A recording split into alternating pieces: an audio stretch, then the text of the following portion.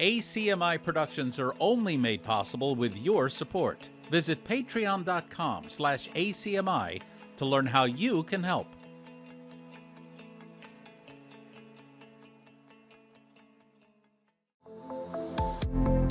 The following program is brought to you by Arlington Community Media, where we tell your story.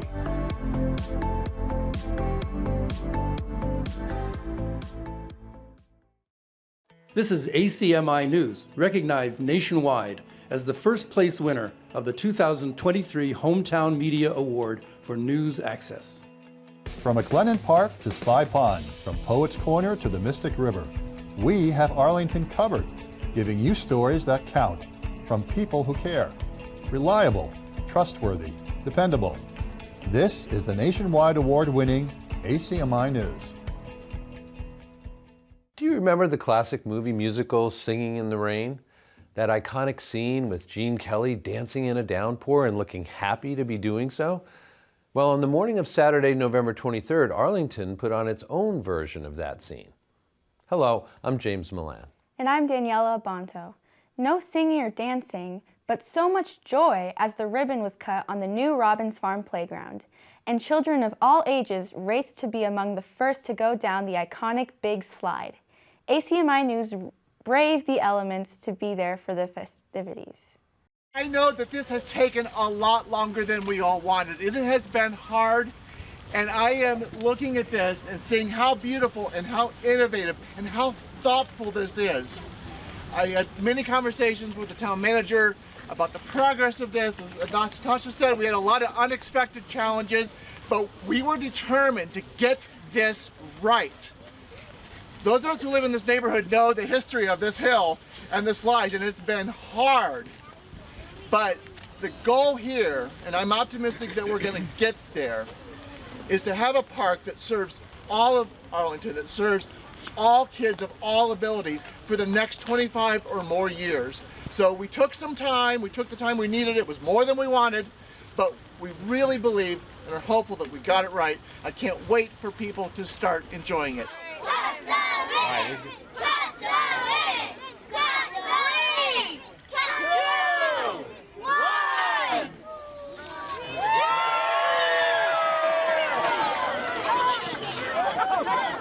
There were different times at different moments where we faced a variety of challenges. We had the installation of the slide, and we had a couple of hiccups there that happened and some elevation points. It's really challenging to build such a beautiful and inclusive playground into a hillside structure. So, we had hiccups, but we had a great team, JJ Fallon, as well as our design team, agency, landscape, and planning, who just all came together, and we just made decisions, and our goal was to make this safe, inclusive, and accessible for people of all ages, backgrounds, and abilities, and I think we did that. The goal of inclusion that the community started with has been a really powerful driver, and so you can see that in the way that the path winds up the hill, has multiple opportunities to engage with sensory experiences, to pause and to look at the view, to climb up and shortcut that experience, and then to access all of the features. So that inclusive path is a key foundation of the design.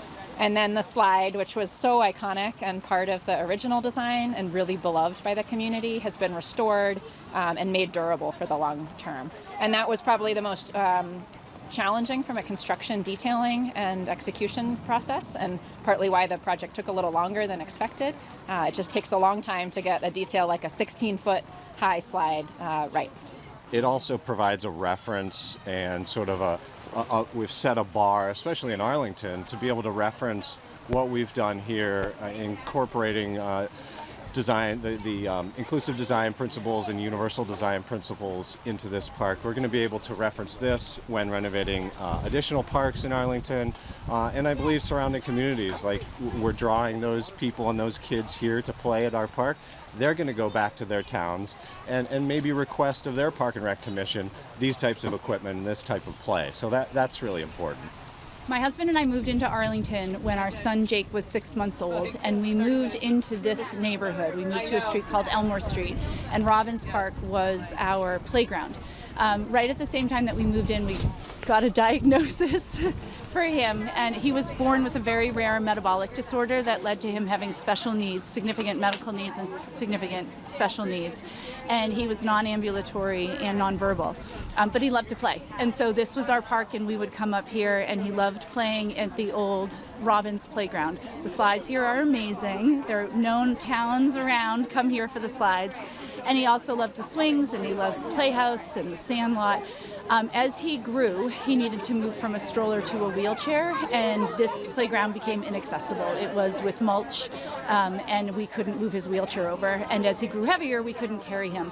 I love that I live in a town that supports it. I commend Joe Connolly, who at the time was the head of Parks and Rec, because he really said, I think we can do it on this one. And he rallied the troops to get together to make an inclusive playground. I love that I'm in a town that decides not only to say we're inclusive, but actually puts the work in to make this an inclusive community. By the number of people who are out here today, this just really shows the enthusiasm and the support that we have of our community, and how much this was needed, and how much folks value Robbins Farm Park. We're very lucky here in Arlington.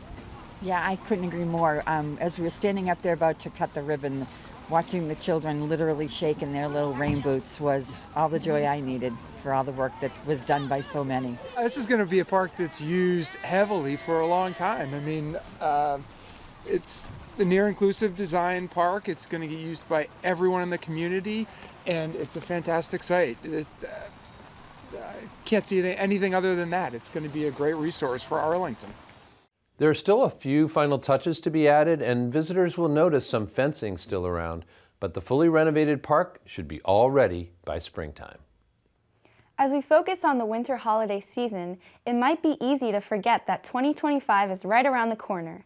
In the most recent town hall update, town manager Jim Feeney reminds us that the new year is nearly upon us, which signals an important moment when it comes to town business. Town meeting begins on Monday, April 28th, but really now the town meeting season starts in earnest. So the select board has opened what we call the warrant, which outlines what business the town is going to do during its town meeting session. So that opened today, December 5th, and the warrant will close Friday, January 31st at noon. So during this period of time, residents can submit warrant articles to the office of the select board. As a reminder, to submit an article, you just need the signatures of 10 registered voters here in town.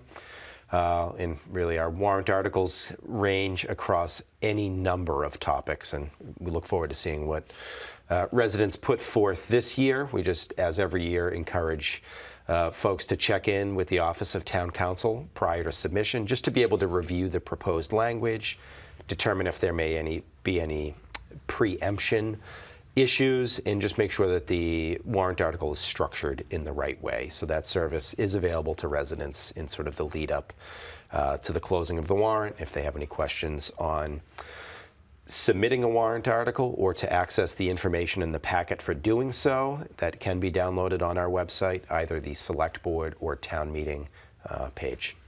I do have a question, actually. I'd like to just follow up on one thing you said, which is, what is, for those who it may not be clear for, when you say preemption issues, a reason to consult with the town council, what are preemption possibilities? So preemption issues, you may recall that every warrant article that gets approved by town meeting then gets forwarded to the municipal law unit of the Attorney General's office.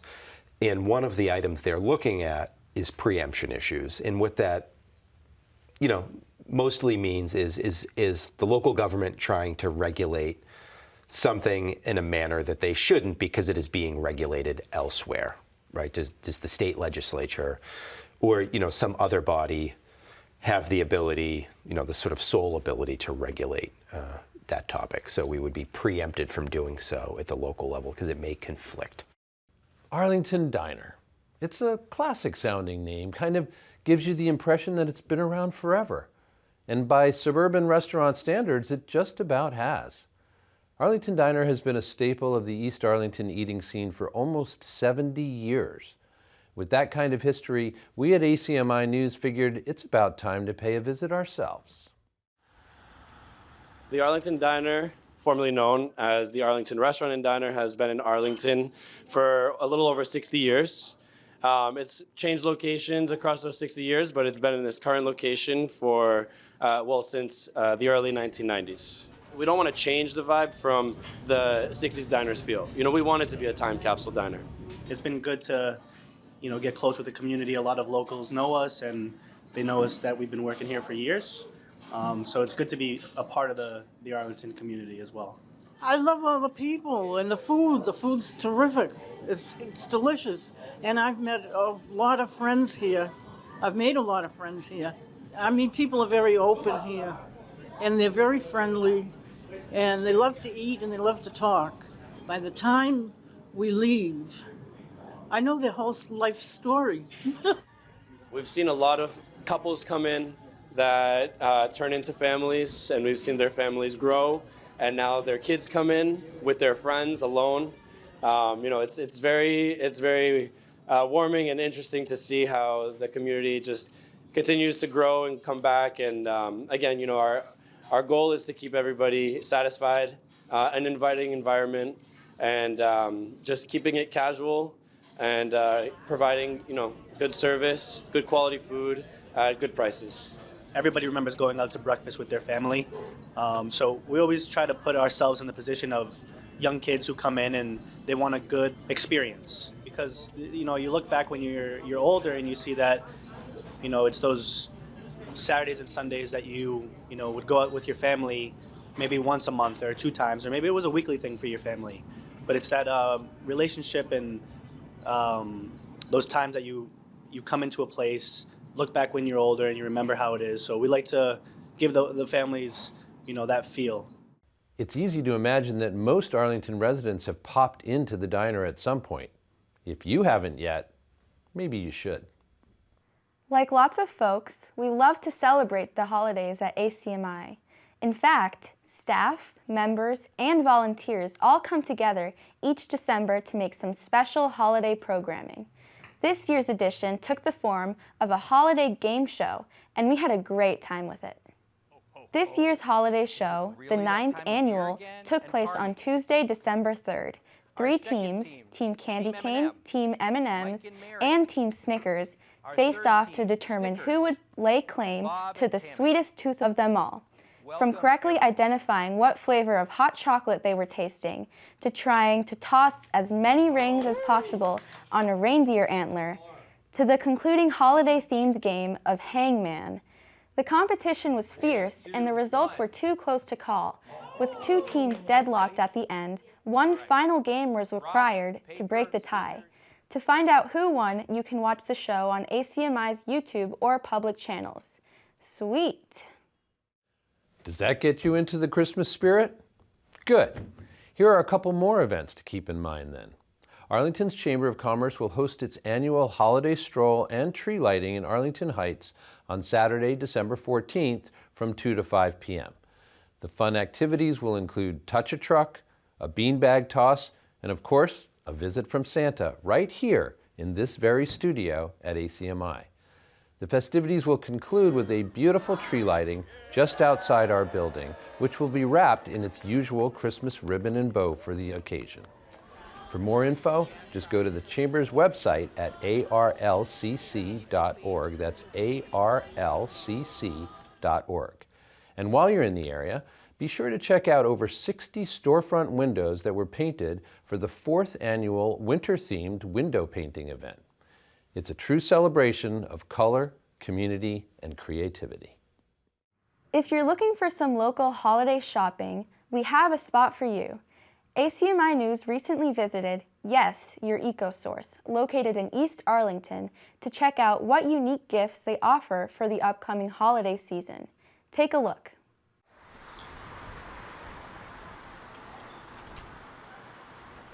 My name is Kaylee, and I'm the owner here at Yes, Your Eco-Source, and we sell a bunch of different items to help people reduce single-use plastics at their home. So we have a large refillery for bulk products like dish soap, laundry detergent, all sorts of things like that. But right now we have a lot of extra eco-friendly gifts for people to give this holiday. All of the gift options that we have are eco-friendly. That's the theme of the whole store. So we make it really easy for you to come in and get your soap refills and then also pick up some gifts while you're here. One of my personal favorites is this cork massage ball. It's great. I use it when I'm stuck in traffic. I'll just sit against it while I'm driving. And we have all sorts of things like shower steamers, soy wax candles. A lot of the items that we carry are made here in Massachusetts, which is really cool. We also have different fair trade items, like this really cute little zebra ornaments, and a lot of things made with upcycled materials, like the mittens and the hats are both made from upcycled sweaters. We are a bulk refill shop, so we have people come in all the time to refill laundry detergent, dish soap, all sorts of products that you use regularly. But right now especially, we've added a lot of extra items to help make gifting easier, so you can get your soap and get your gifts. Yes, your EcoSource is located at 212 Mass Ave in East Arlington. We close this week's newscast on a sober note. It has been confirmed that Harlan Kuklans, an 85-year-old Arlington resident, has died from the injuries he sustained after being struck by an eastbound car at the intersection of Mass Ave and Dundee Street in Arlington Heights. Middlesex DA Marion Ryan and Arlington Chief of Police Julie Flaherty have announced an official investigation into the crash. We will keep you apprised of further developments as they unfold, but our deepest condolences go out to Mr. Kuklans' family. And that'll do it for this week's edition of ACMi News. Do you want to see how we put the newscast together here in Arlington? Stop by and pay us a visit at 85 Park Ave on Thursday afternoons between 3 and 5 p.m. And if you have any news tips for us, stay tuned. In just a few seconds, you'll find out how to contact us. Meantime, we will see you back here next week. Thanks as always for joining us. I'm James Milan. And I'm Daniela Abanto. Have a great week, everyone. You can always check out our latest segments and newscasts on the web at acmi.tv/news. And don't forget to like us on Facebook and follow us on Twitter and Instagram at ACMi News. Make sure to subscribe to our YouTube channel as well. You'll find us at youtube.com/ACMi News. If you have any news tips for us or wish to become a citizen journalist, we'd love to hear from you. Email us at news@acmi.tv or stop by ACMI Studio A at 85 Park Avenue. ACMi productions are only made possible with your support. Visit patreon.com/ACMi to learn how you can help.